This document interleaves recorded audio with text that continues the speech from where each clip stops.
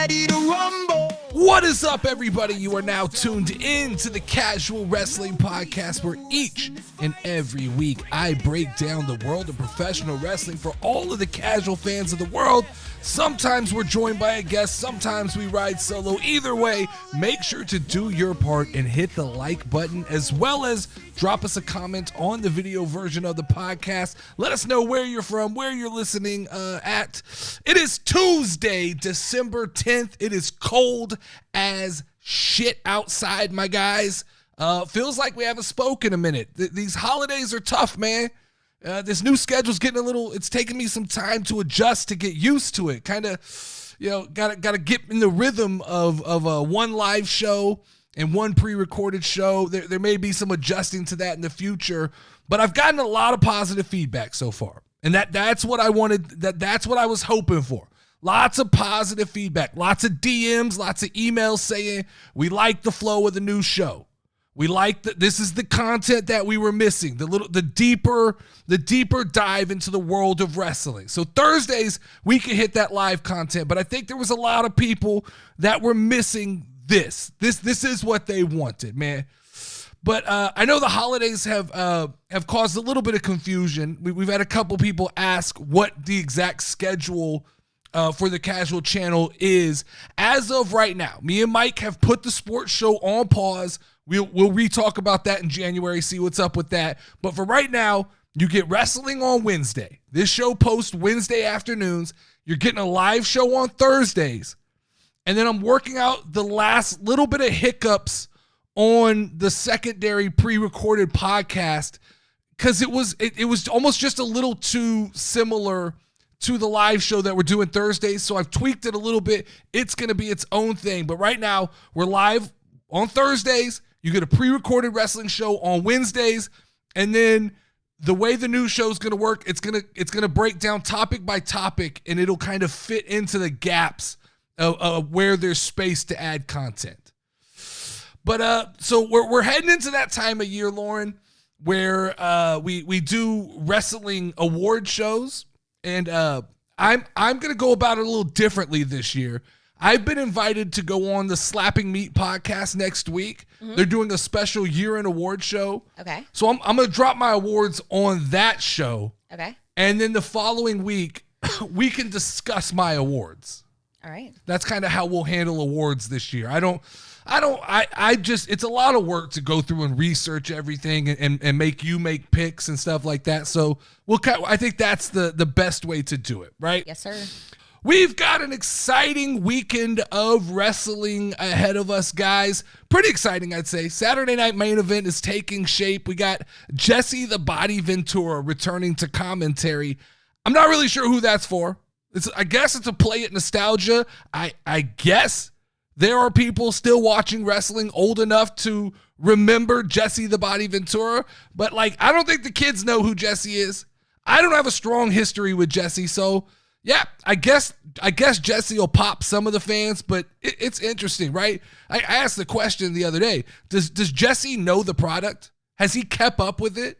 Does he know what's going on? Or is Jesse going to come in here and just shit the bed? We'll find out Saturday. I'm interested to see how that works out. But good looking card. Are we to the point? Are we going to say this card is better than Survivor Series? Because I think I'm at that point. I think after looking at this card, and now keep in mind, this is a 2-hour show. This is not a premium live event. This is kind of a glorified house show with some title matches. This is an interesting new concept that they're trying out here, and I'm a little bit excited for it because it looks like 5 matches in 2 hours is more of a casual wrestling type of pace. But I'm looking at the card, I'm filling it out, and I think I'm willing to go on record right now and say this card overall feels better than Survivor Series. And so then I got to ask the question, do we blame Saturday night main event for overshadowing Survivor Series? I'm starting to believe that maybe we were supposed to get some of these matches at Survivor Series, then someone had a bright idea. Let's add a Saturday show in December, which I'm not mad at. I think December needed that. But I think we could blame Saturday night main event for the lack of big matches on Survivor Series. So Saturday Night Main Event, it's looking like we're getting a triple threat world title match between Gunther, Finn Balor, Damian Priest. We're getting Liv Morgan versus Io Sky. We're getting Cody Rhodes versus Kevin Owens. We're getting the Women's United States title match. And we're getting Drew McIntyre versus Sami Zayn. It's not bad. It's not bad. It's a little winter surprise. And I'm not saying this card is good because there's 2 of the 5 casual 5 on the card. We got Drew McIntyre. We got Kevin Owens. Those are 2 nerdy D guys on the card. I'm saying this card is good because in 2 hours, that feels like 5 solid matches. But I want to start off. I'm going to kind of talk about these in the order that I imagine they're going to happen. And so if I'm starting the show, if I'm Triple H, I'm starting the show United States title match with the women. And that to me, that is because I got some ideas I want to run by you guys. I've been keeping this in. I didn't jump into the Discord and talk about this because I wanted to be excited when I talked about it on the podcast. I have a theory, and I want you guys to stick with me. We all know that this match is going to come down to some combination of Bayley, Chelsea Green, Michin, and Tiffany Stratton. Those are the 4 remaining names we have left. Now, hear me out. We have been thinking about this Tiffany Stratton cash-in all wrong. This whole time, we thought that Tiffany Stratton was going to cash in for a world title. Now, hear me out. Let's just say, for shits and giggles, that this Friday, before Saturday Night Main Event, while we're setting up this match, let's just say Michin wins one side, and let's just say Chelsea Green wins the other. Now, that's assuming they don't use Bayley, which Bayley could be inserted. I just think Chelsea Green makes more sense for the story I'm about to tell. But let's just say, for shits and giggles, let's say it's Chelsea Green and Michin. They already have a history. You can run the video package of the trash can fight that they had. You can kind of talk about their history, and it can lead into a pretty solid match because this show on NBC is kind of about introducing other people to wrestling. That's what I envision Saturday Night Main Event is. It's kind of introducing, because it's on NBC, it's introducing people who don't regularly watch. They turn on the TV and they go, oh, here we go. Those kind of people might be interested in like seeing, well, why was that one girl thrown in a trash can? So stay with me. It's besides the point. Here's the kicker, right? Let's just say Chelsea versus Michin. And they have a solid little match put together, and Chelsea Green wins the United States Women's Championship. And she's cheering and she's excited, and without 30 seconds going by, Tiffany Stratton's music hits. She runs out, cashes in on Chelsea Green. Now you've got a storyline that I've been wanting to get to, which was Tiffany Stratton versus Chelsea Green. You immediately have a world where Chelsea Green goes straight into Karen mode. She's now complaining. She's now saying, I didn't know she could cash in the Money in the Bank for that title. She is on Nick Aldis's ass. She is on everybody in management. She's calling the higher ups. She's pissed off. But now we have Tiffany Stratton as the United States Women's Champion. And that's where things get interesting. We always assumed she had to beat Nia Jax. That's not the case.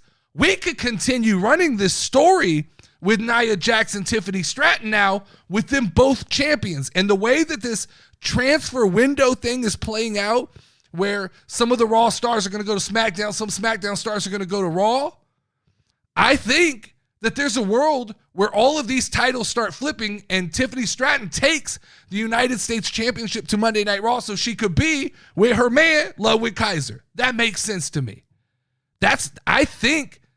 Hear me out. I just think we've been thinking about this all wrong. Now, we can also talk about WrestleMania then, right? Because then all of a sudden at WrestleMania, we can talk about doing Tiffany Stratton versus Charlotte for the United States Championship. And that's a little more interesting to me because that's a match, that's a title that Charlotte's never held. I think it brings Charlotte back in a fresh way, And it makes that title feel even more important. If at WrestleMania that title is up for grabs between Tiffany Stratton and Charlotte Flair, I think that's a match we weren't expecting that would get eyeballs, that would look good on the poster. I really do believe, but that's how I'm starting the night. I'm starting the night with that match because that kind of sets the tone. A Money in the Bank cash in kind of gets the energy up. It builds the oh shit, anything can happen feeling. So after the cash in, I think then I transition to, let's go triple threat match between Gunther, Finn Balor, and Damian Priest. Let's go there because this is that match. Gunther has a tendency to suck the air out of a room. Now, this is a match, this is a big opportunity for Gunther. This is another moment for Gunther where he can establish himself as the heel that we want him to be. But here's the problem. This is the problem I saw on Monday Night Raw. It's starting to look like Triple H doesn't have faith in Gunther just being a straight up heel. So what I saw in the booking of this match was I saw Damian Priest being booked as the babyface. I saw Finn Balor being booked as the heel. And I saw Gunther being booked in the gray area. And the gray area is not a great place to be. When you can't really be the bad guy, but you can't really be the good guy, it just doesn't usually end well for that type of person. At this point, I say, let Gunther go full babyface. I just think to me, it feels like he's naturally trying to slide to that position. But if we're not letting him go full babyface, then it's time to embrace the dark side for Gunther. He needs his Anakin Skywalker moment. He needs to turn to the dark side.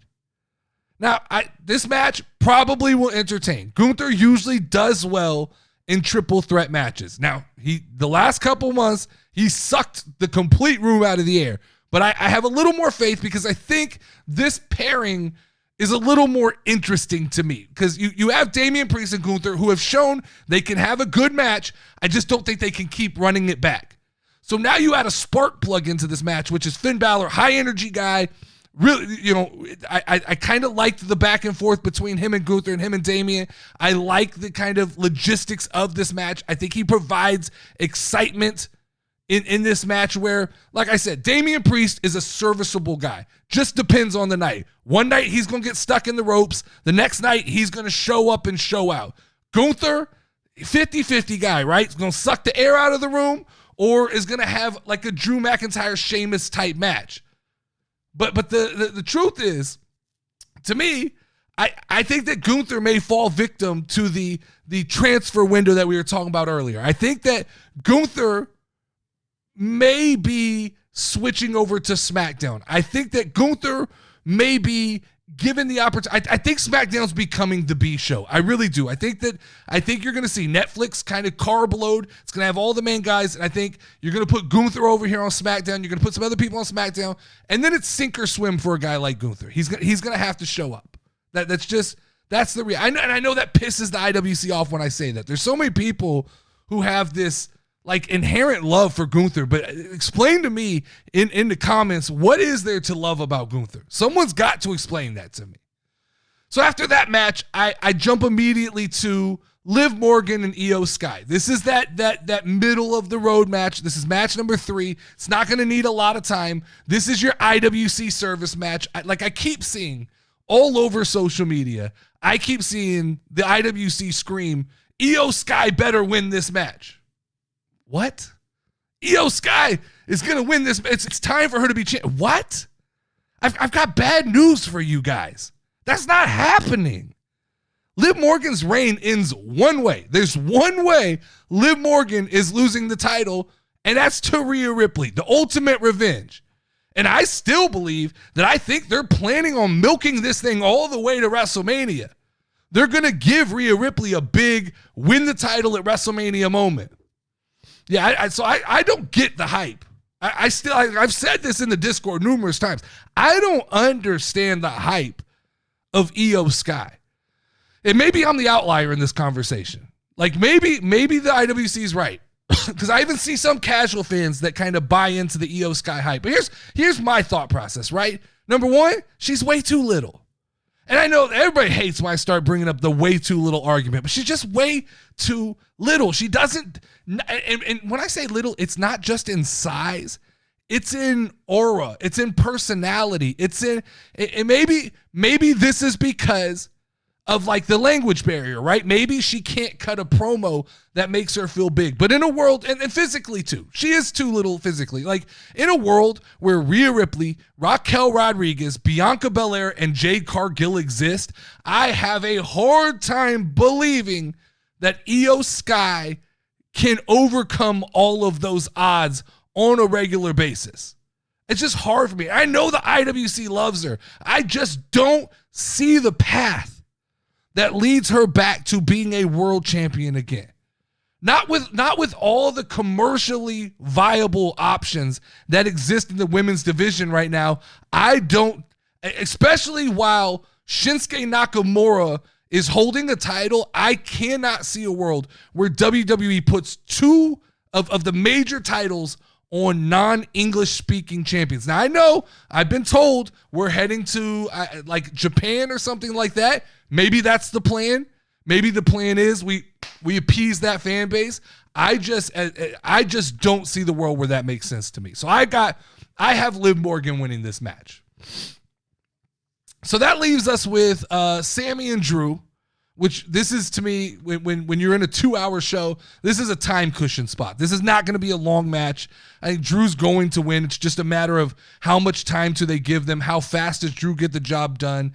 I suspect they could sneak Jey Uso in here if they're not holding him out based on a storyline injury. They may be holding him out along with Jimmy just to bring them back together. I still don't understand what's going on with the OG bloodline, because we have this moment at Survivor Series, then Roman kind of disappears and the OG bloodline just kind of all pick up individual stories. So it's hard to know, like, is that continuing on? What's going on? But I think this is a solid match. This is a buffer match. This is a time, whatever time is left, this will be given probably 5-6 minutes, and they'll do their thing and it'll end. And that'll get us to the main event, right? Because that's what this is, right? Saturday night main event. It's all about the main event, the namesake of the show. Cody Rhodes takes on Kevin Owens. And guys, my gut is telling me deep down inside, with every fiber in my body, I am feeling this is Kevin Owens' moment. From the minute that Triple H took over, when Vince McMahon finally ended his reign as the czar of WWE, when Triple H took over, KO stepped up at every moment. You remember, he has been a loyalty guy. He has done everything he's been asked to do, from the Elias stuff to the Bloodline stuff to the Randy Orton stuff. It's time to reward Kevin Owens for the loyalty. Let's give Cody his proper rival. Let's give Cody the opportunity to be one of the greats. And to do that, he's going to need a villain like Kevin Owens. And there's no better way to end a Saturday night main event than with everybody's jaws just dropped.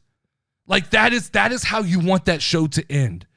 Imagine rolling into the Netflix era with Kevin Owens as champion and Cody Rhodes once again chasing the title. Because let's get it straight, right?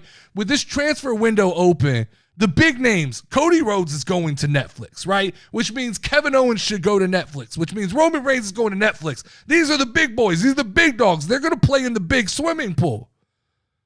But I think Kevin Owens is that guy. I think Kevin Owens should be the guy holding the WWE Championship when the credits roll the first night, January 6th, Netflix. It should be Kevin Owens standing in that ring. I truly believe that.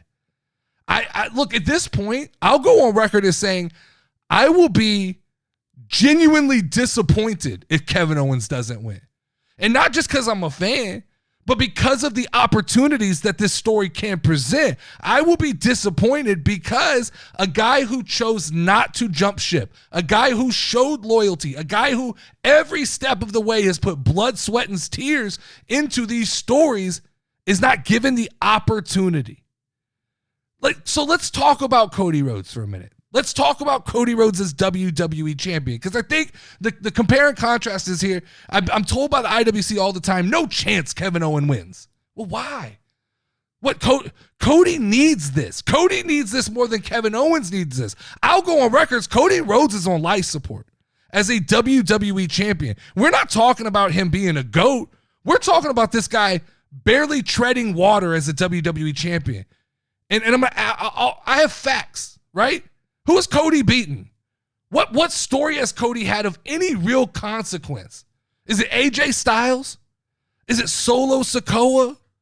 Who else has he fought? Chad Gable? Carmelo Hayes? No, he beat Kevin Owens one time, and that was the most semblance of a story that we felt, and here we are. We could keep that ball rolling. But Cody needs this. Cody needs if Cody wants to be a John Cena, if Cody wants to be a Stone Cold Steve Austin, a Rock, he needs that. The Rock had Stone Cold, right? Hulk Hogan had Andre the Giant. John Cena had Randy Orton. Cody Rhodes needs Kevin Owens. He needs it. And I know the IWC is going to, I know the Cody crybabies are going to hate. They're going to hate to hear this because WWE can do no wrong in the Cody crybabies' eyes. And Cody needs the title as long as Cody wants the title. But I think it's time. I think the best thing to do at Saturday Night Main Event is have Cody Rhodes lose to Kevin Owens and let Kevin Owens cook as a heel. Then, like I've been saying for the last couple weeks, everybody keeps telling me no. But I love the idea of at WrestleMania, triple threat match, Randy Orton, Kevin Owens, Cody Rhodes, and then where we go there. Look, we could do, if you guys really are just dying to have Cody Rhodes versus Randy Orton, it can get set up at WrestleMania, and you can get the payoff at Backlash or even at SummerSlam. Like, that will work. All right, so let's talk about the main event from Monday Night Raw. We saw Rhea Ripley overcome all the odds again and defeat Raquel Rodriguez on that was what happened on Raw. On SmackDown, we saw Cody Rhodes further bury a guy who's been knocking on the door for, it seems like, 6 months now. Let's talk about Raw first, right? Same old, same old. I'm going to beat this drum until somebody listens, but that is, we got to stop booking Rhea Ripley as this unbelievable force. Like, it just bothers me that it doesn't matter what the odds are. She powers through it. It doesn't involve logic. It doesn't involve story. She just, hulks her way through the situation. And last week, I talked about the dangers of overbooking Rhea Ripley. And I had some dingbat from the IWC try to tell me, what do you mean, man? She's been booked to look weak. She lost her boyfriend, she lost her family, and she's lost 2 title attempts, all of which have happened in the last 3 months. Yeah, all of which have happened while being majorly protected in every one of those stories and showing no vulnerability. She loses Dominic Mysterio. It doesn't feel like that big of a deal, right? She loses the Judgment Day, who, look, let's be real honest. She wasn't even hanging out with the guys. She had been MIA from the Judgment Day for like 6 weeks before she lost them. And yes, she lost a couple title matches to Liv Morgan, which I still believe only happened based on circumstance of like actual injuries and Rhea Ripley needing time off. But I don't think it's the booking. I think it's circumstance. I don't like these straw man arguments. Like when people come at me with these crazy theories. I had someone else tell me, look at the live show reaction that Rhea Ripley gets and tell me she's overbooked. And I counter that with simple. The live show reaction is based on paying money and being there. I'm not saying that people who pay to go see Rhea Ripley are not excited to see Rhea Ripley. Of course they are. I'm talking about the genuine overall feel from the wrestling universe. And that's the one that's at stake. Sure, man, you could go to an indie wrestling show and not know who anybody is and still just lose your shit because it's fun. When you pay, you cheer. So don't tell me that the live reaction from the audience is indicative of what the universe, like of what the IWC, of what the casual fans are feeling. It's just not. It never will match up. That's on top of the fact, let's not talk about that a lot of the crowd noise is pumped in WWE. If you don't know that, you're not paying attention. You can look into the crowd and see a lot of times that the noise doesn't match the energy of what you're seeing from the people. But I can tell you, IWC guys, firsthand, from talking with other people in my community, in the casual community, I'm not making this stuff up. There is a fatigue of Rhea Ripley. Now, it's not to the point of John Cena yet. I'm just starting I'm just waving the warning flag. I'm just sounding the sirens and letting people know the rocket ship's heading that direction. And we're in danger of overbooking her. That's a fact. That's a fact. She's not there yet, but we're on that path. Just like we're on the path. I'll say the same thing with Cody Rhodes, right? He has all of these random one-off victories against rising stars that are really doing nothing but feeding the Cody Rhodes ego. To me, right now, Cody Rhodes is like a wrestling vampire sucking the blood from other wrestlers. Like, he beats Carmelo Hayes, and I hate, there's always this perception from it's just IWC. That's the only way to explain it. But there's this perception where they go, Carmelo Hayes just getting the opportunity to be in the ring with Cody Rhodes, that gets him over. I'm sorry, guys.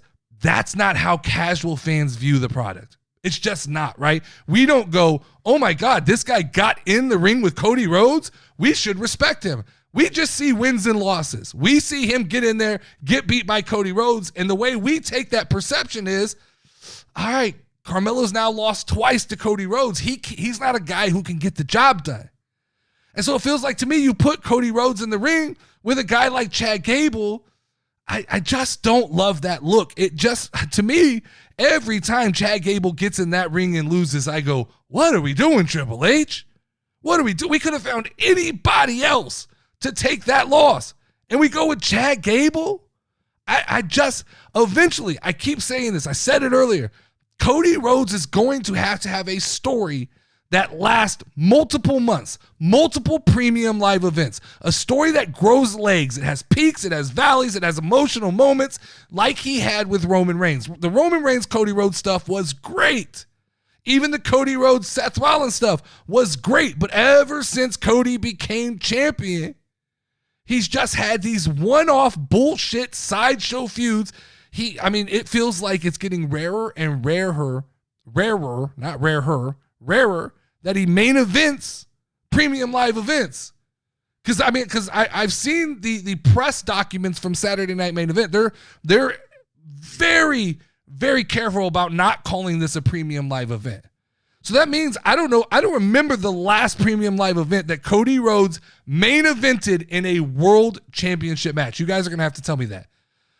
But Cody Rhodes, the only way I can put it, he needs his Triple H. He needs his bad guy. If he's Stone Cold, if he's The Rock, he needs his Triple H. And I'm telling you guys, that guy is Kevin Owens. I promise you that guy is Kevin Owens.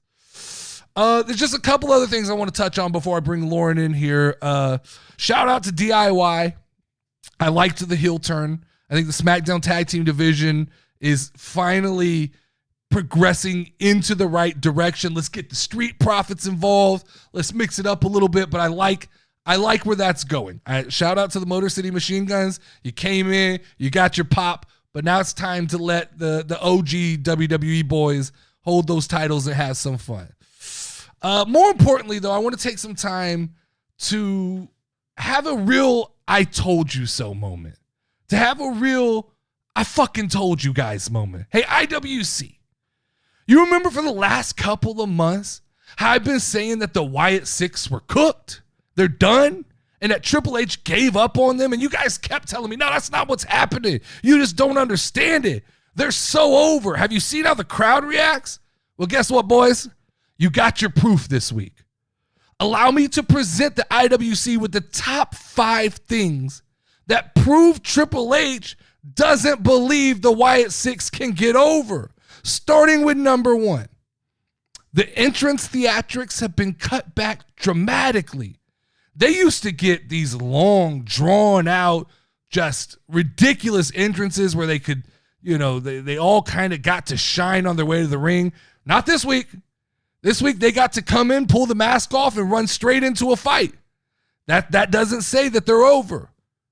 Number two, they were the second match on the card.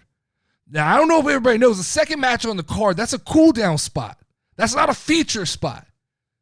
Triple H is just using them because, look, the entrance gets people excited, but that's it. Nope. Once the bell rings, nobody genuinely cares what happens with the Wyatt Six. Number three, Triple H isn't even wasting time with logic anymore. He's not even trying to tell a story. 1 week, the Wyatt Six are kidnapping The Miz. The next week, they're playing by tag team rules. So you have a group of guys who are willing to commit felonies, but once they get into the ring, they're going to hold the little string on the turnbuckle and play by the referee's rules. Yeah, no logic there, guys. No logic there. Number four, he's given up on giving them purpose. They have no individual identities. They have no individual motivations. It's literally just Bo Dallas babbling random phrases that I think I've heard my grandpa say before. You're talking about World War II or some shit like that, right? That is the identity of the Wyatt Six. I thought we were going to get just personal introspection from each one of these characters, and instead they've just become this mob that supposedly, it's like the Batman mob. They're supposedly taking care of injustices, but they're really just going after like the weak fish in the pond. Hey, Bo Dallas, go fuck with the bloodline. They're doing all kinds of weird shit. Like, they're doing all kinds of injustice stuff. Go mess with go get the Judgment Day. Stop messing with the little fish in the pond. Go after the New Day. The New Day just turned on Big E. But instead, the Wyatt Six feel like it's necessary to go after Karrion Kross and The Miz. Yeah, look, I mean, they're way over, guys. Trust me. And number five, they're taking clean losses. Like, this is supposed to be the spooky superpower group that's unbeatable and untouchable, and they took a pretty clean loss. Now, I know the IWC is going to jump in and go, Paul Ellerby threw some baby powder in Bo Dallas's face, and that's why he lost. I mean, dude wears a mask. He's kind of, I know he's not completely supernatural, but it feels like baby powder shouldn't be the thing that makes you take the L. And on top of that, kind of feels like you deserved it after you kidnapped The Miz and you assaulted Scarlett in her locker room. Feels like baby powder is kind of just the least that you should be worrying about. Here's the reality, guys. The Wyatt Six they're a circus act, right? It's bring out the elephant so the crowd could be excited for a couple minutes. But there's no story. There's no logic. All it is Triple H wants to turn off the lights. He wants to show you guys the Halloween mask. He's not going to put thought into this anymore. Like, it's just mask, it's costumes, it's lights. They're not on premium live events. They're not in any major storylines. Like, they're not messing with major factions. They won't establish clear motives. At this point, to be honest with you, I think it's too late to make people care about what the Wyatt Six are doing. So this is the route you get. They are just, it reminds me a little bit of like what happened to Naomi in her last run with WWE. It was like, hey, Naomi's got really cool entrance. We can turn the lights off. The little kids get real excited when the black lights come on. And that's what Naomi's here for. It's to get the pop of the entrance. That's what the Wyatt Six are. The Wyatt Six are, we're just going to show you guys the mask. They're a circus act. That's what it is. But joining me now, I've kept her on hold for long enough, is Level Up Lauren with her questions of the week to help any casual fans clear up the things that the IWC makes them afraid to ask out loud. Lauren, what is up? What up, y'all? You got some questions for me. I do have a couple questions. Let's do it.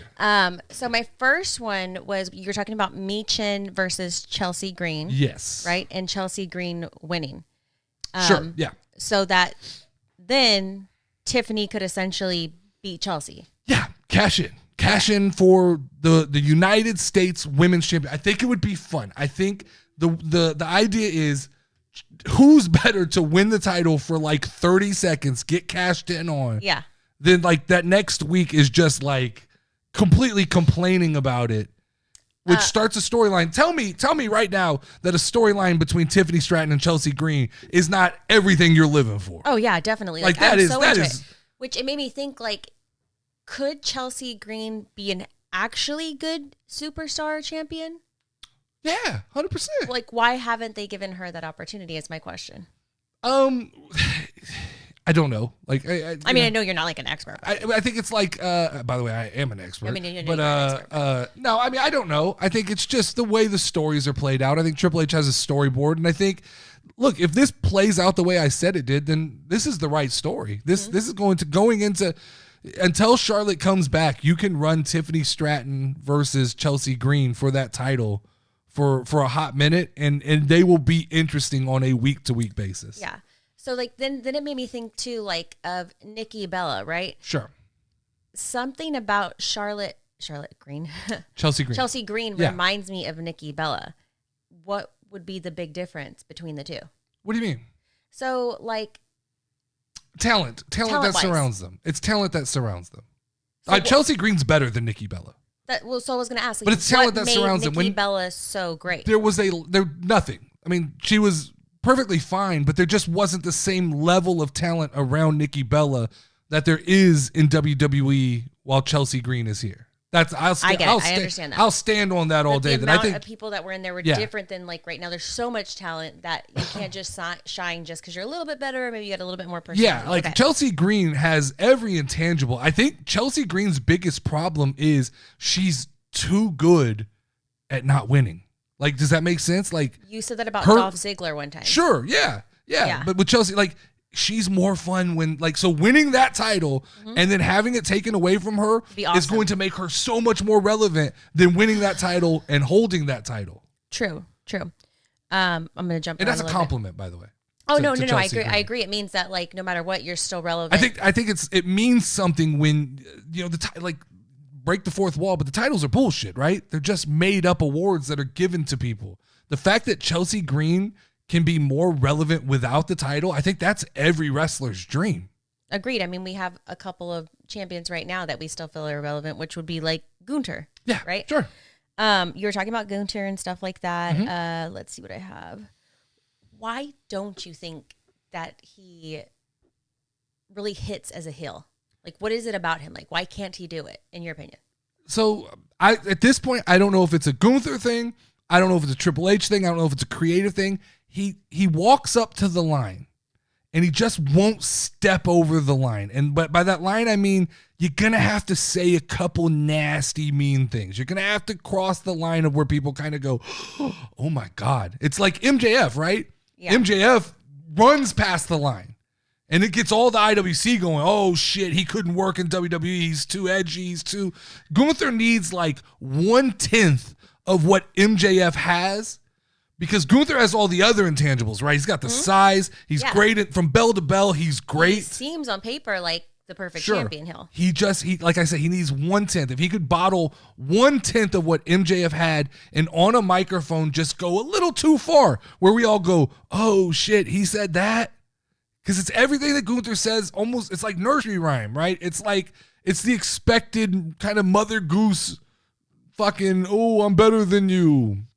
Okay, nobody really cares about that. You gotta, I'll stomp on you. He's got to cut deep. He's got to say something about Damian Priest that we go like, that's not PG. That's not okay. He needs that. The Rock does it, right? Where The Rock gets the crowd chanting one side, the other side. You're a little bitch. You're a little bitch. Gunther needs one promo where he's just like, you're a bitch and you're a bitch and you can't beat me and I'm better than you and mix that in with a little bit of like blurring the lines. Okay. That's what I think he needs. I get it. And then, of course, the other champion you talked about was Cody. Yeah. Right? Mm-hmm. So he started off hot, in my opinion, right? In the beginning, because like he had his whole story and everything. Yeah, how could you not? Coming out of the Roman Reigns stuff, it was a whole year of anticipation, right? You thought he would win at 39, he didn't. Mm-hmm. So now we've got 365 more days of Roman, and then he wins at 40, and it's this huge kind of embracing of emotion. But then since then, it's been absolutely nothing. True. So you had mentioned like he hasn't beat any like real opponent. Yeah. Why do you think that they've booked him that way? I don't know. I don't know why they've booked him. I don't understand why they haven't, other than maybe like they just have a roadmap that they're following and they were afraid to get him too invested in other things. It seems like AJ Styles would have been fine, but they did that like for one premium live event. Then they did the weird thing with Logan Paul where it was champion versus champion. Yeah. But that was fine in the moment, but it didn't really establish, it did nothing for Cody Rhodes. Then he rolled over to like having a match with Carmelo Hayes, having a match with he beat Gunther, but once again, that's champion versus champion. So like, okay, sure. Nothing Cody's done has had long-term significance to the wrestling fans. I guess you can argue him being the crown jewel champion, but I'd argue most people don't give a shit about that. Like once we found out that they're not going to carry the belt and they get a ring, everybody was kind of like, oh, okay, this is the Saudi bought title. Definitely. So that didn't do anything. So like this thing he's got going with Kevin Owens right now is the first thing that's materialized into looking like a story that has enough legs to carry multiple. What makes wrestling great is the stories that span multiple premium live events. Yes. These one-off matches, that's AEW style booking. I don't love it. I need, like, to me, ultimate story is Kevin Owens wins this match, wins the title, and then all of a sudden it becomes Cody has a goal again. Yeah. Like Cody as babyface is just, not as babyface, as babyface champion is just not that exciting to me. It really isn't. And when Gunther right now is the heel champion and he's not getting the job done, I think like put the title on Kevin Owens. He'll show you that you didn't watch SmackDown, but like already Kevin Owens is so much more exciting than Gunther. Kevin Owens cut a promo he keeps cutting promos from in his car. Mm-hmm. And so he was scheduled to have an interview with Michael Cole. And instead of coming in, he made Michael Cole leave the announce desk, walk all the way to his car, and do on TV? Yeah. And that's awesome. Yeah, and do an interview in his car. I love it. Where then he laid out, once again, Kevin Owens has this great story to tell where it's like, I had Cody's back week after week after month to then see him side with Roman Reigns. This story is absolutely great. I think like there are certain fans who have sympathy for Kevin Owens. So him winning the title would be a moment. True. And so you'd have best stories are when there's that divide between the fan bases. You're going to have your Cody crybabies who are upset and they need him to get that title back. But then you're going to have like me, what we're going to call the KO sympathizers. Yeah. And the KO sympathizers are going to be like, oh, let's get behind this shit. Like, I'm on Kevin Owens' side. Like, yeah. You said he's turning into a heel, but like... Not turning, he's heel. He's full heel right now. To me, he's like... So, a heel, like, it's like, you shouldn't like him, in my opinion. I know that's not correct. Yeah, I get you. But, like, he's such a likable heel. Yes. That you can't help but, like, root for him. But to me, that's the best heel. I agree. agree. Best heel is the heel that people like. Agreed. It's the bad guy that you're like, nah, he's the cool back. I'm behind him. Mm-hmm. Like, Gunther's the heel that I just... don't care about. Okay. But you don't even hate him. Does that make sense? No, that's true. Like Gunther's irrelevant to me. I'm just hate like him or like love him. With Gunther, I'm just like, all right, is his title run over yet?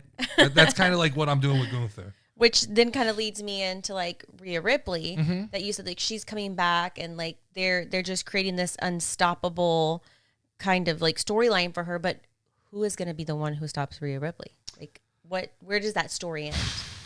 Where I want it to end is with Bianca Belair. Okay. I think that, like what I just said about Cody Rhodes and Kevin Owens needing each other, because you got when you look back in time, you got John Cena and Randy Orton. Yeah. You got Stone Cold and The Rock, right? Yeah. You've got Hogan and Andre. You've got these guys that are synonymous with each other, that their careers run parallel. Yeah. With Cody Rhodes, I think he needs Kevin Owens. I really do. I think that they have stories they can tell. They could tell a year's worth of stories that would be fun to watch, right? True. And on the flip side, with Rhea Ripley, I think it's Bianca Belair. I think she's the counter to Rhea Ripley. I think, and I cringe every time they keep waiting to get to this story, but they're both now. Like at first it was, well, Rhea's not big enough. Yeah. Bianca's not. They're both at the pinnacle of their success now. I'm hoping that around WrestleMania we figure out. I said I would love Bianca to turn heel and cross paths with Rhea Ripley, and I would love the first chapter of this story in major WWE, like major Raw and SmackDown, being Rhea versus Bianca at WrestleMania 41. I don't think that's what we're getting, because I keep thinking that they're gonna have Liv hold this thing all the way to but it would be nice, maybe Liv drops at interesting enough, I think it'd be pretty cool to have Liv drop at Royal Rumble and Bianca win the Royal Rumble. Would be fun. True. That's just me. Wishful thinking, though. So going back to like the whole Tiffany and Nia thing. Sure. So you said your ultimate goal would be like Tiffany versus Charlotte at WrestleMania, right? Yeah. But my question is would this be Charlotte's last run? Because she's getting up there, right? No, she's I don't 40 think so. what?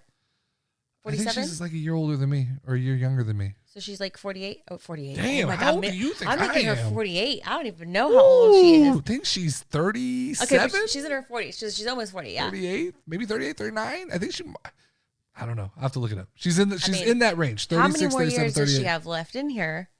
And do you think that she would be a champion again? Yeah. I mean, right now she's still like top of the mountain. Yeah, but then we have all of these other new upcomers. Sure. Like we talked about the talent. Which Sure. is good. And she's probably at the point of her career where she starts to help and put other people over, like Tiffany Stratton. It's that point in time. But no, she's not cooked. I don't think so. I think she can go 2 or 3 more years if she wants to. It's really, I think, what she wants to do.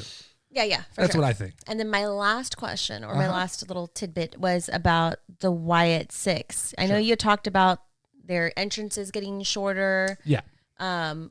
Which, do you think that the amount of time that your entrance is indicative of if you're going to lose or not? No. No, not really. I think, though, when your whole persona is built around, like, that is the Wyatt Six thing, is like, turn the lights off, turn on the Fireflies. So they just shut it down early, or like it just wasn't as like drawn out? Just like, you go back and watch Monday Night Raw. It did not hit the same. Like, it felt like what used to be, like, it felt like that music played for like 2 minutes before they even walked out, right? Yeah.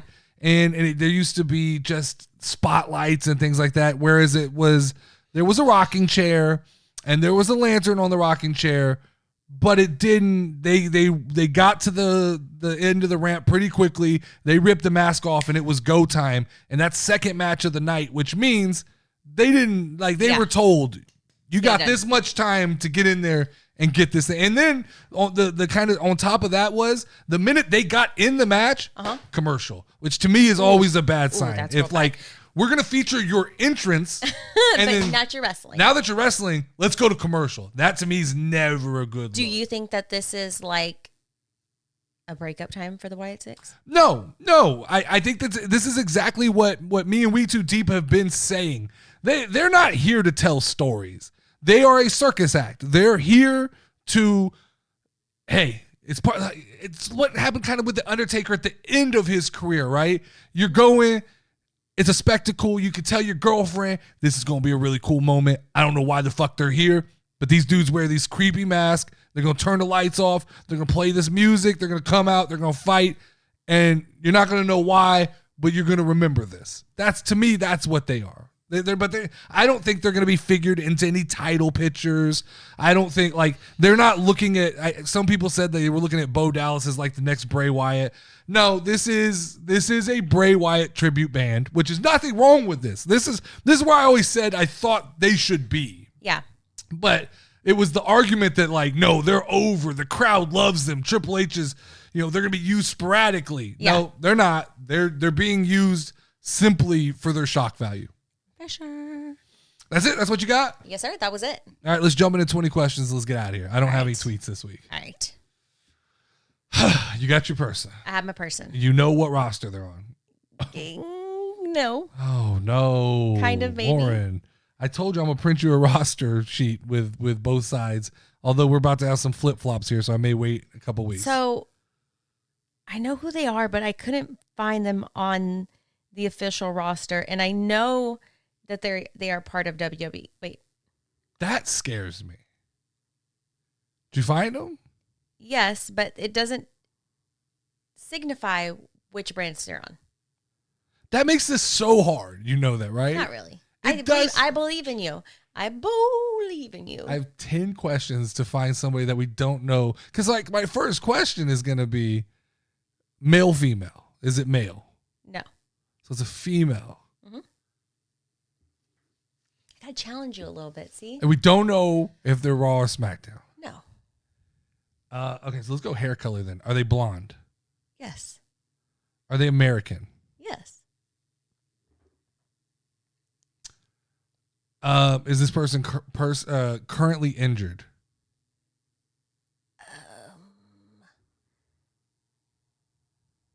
I don't think so, but I think they left on an injury. Wait, like what? An injury. They left on an injury. That would mean they're currently injured. Okay, so then maybe they're currently injured.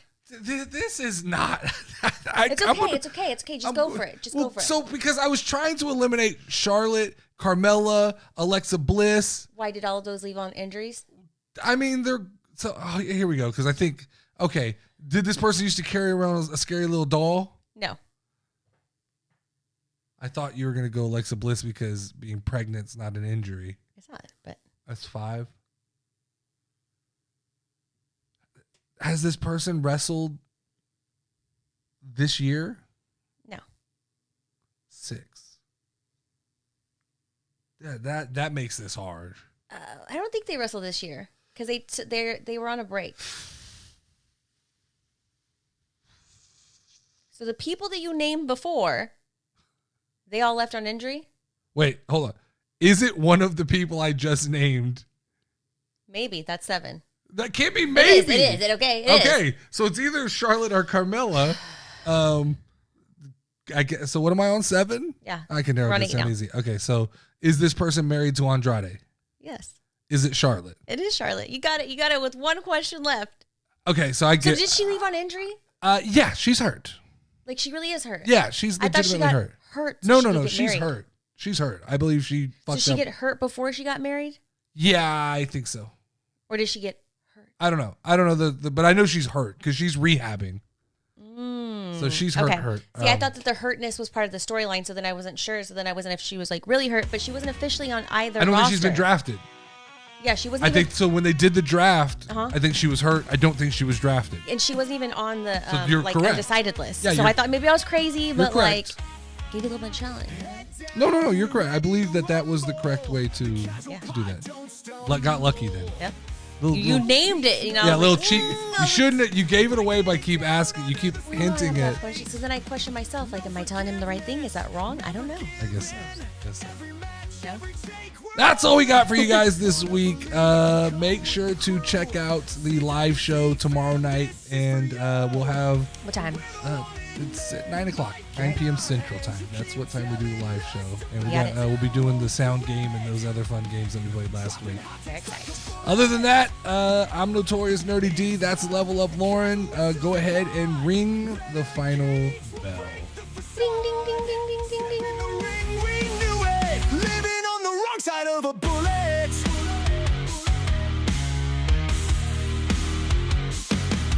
Lay down in the squared circle, envy's alive.